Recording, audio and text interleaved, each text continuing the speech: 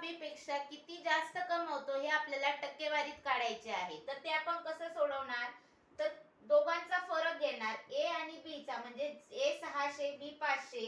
मग 600 मधून 500 गेले तर फरक आला 100. आपण कंपॅरिझन कोणासोबत करतो, ए सोबत, म्हणून ए ची किंमत 600 खाली लिहिणार छेदात आणि गुणिले 100.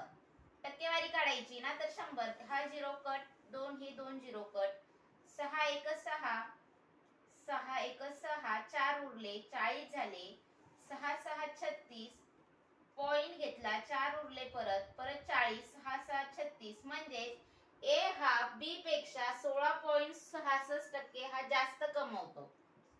16.66%. ए जर 2100 कमवत असेल आणि बी 2500, तर ए हा बी पेक्षा किती पर्सेंटेज कमी कमवतो हे तुम्ही कमेंट मध्ये सांगा.